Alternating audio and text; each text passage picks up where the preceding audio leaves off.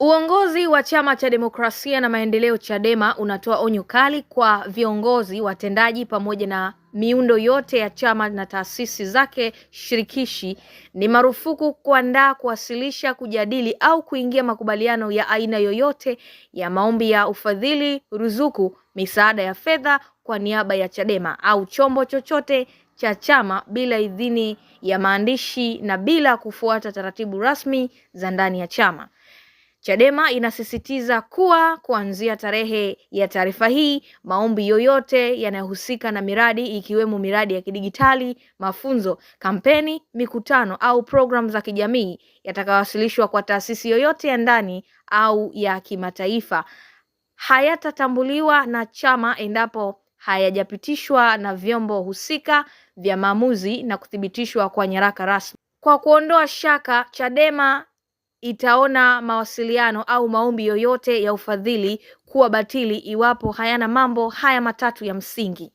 Jambo la kwanza ni barua ya idhini, utambulisho wa Chadema yenye kichwa rasmi cha chama ikisainiwa na wasaini halali. Namba mbili, kumbukumbu za kikao au azimio lililothibitishwa linaloidhinishwa maombi husika pamoja na bajeti yake. Namba tatu, mfumo madhubuti wa uwajibikaji wa fedha ikiwemo udhibiti wa akaunti, saini ya pamoja na utaratibu wa ukaguzi unaoacha nyayo. Chadema inautahadharisha umma na wadau kuwa mtu au kikundi chochote kitakachojihusisha na hatua za kuomba au kupokea fedha kwa jina la chama nje ya taratibu hizi kitachukuliwa kuwa kimekiuka nidhamu, uadilifu na kanuni za chama, na hatua stahiki za kinidhamu na kisheria zitachukuliwa kwa mujibu wa katiba na kanuni za chama.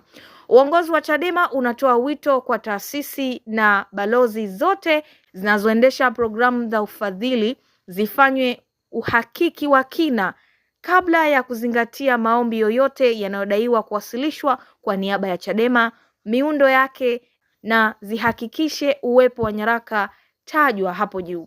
Chadema itaendelea kushirikiana na wadau kwa uwazi na kwa misingi ya uwajibikaji. Hata hivyo, Chadema hakitavumilia mianya ya uvunjwaji wa taratibu, matumizi mabaya ya jina la chama wala hatari ya kuichafua taswira ya taasisi zake. Imetolewa leo Alhamisi ya tarehe 20 Februari 2026. Mimi ni Amina Lumwecha.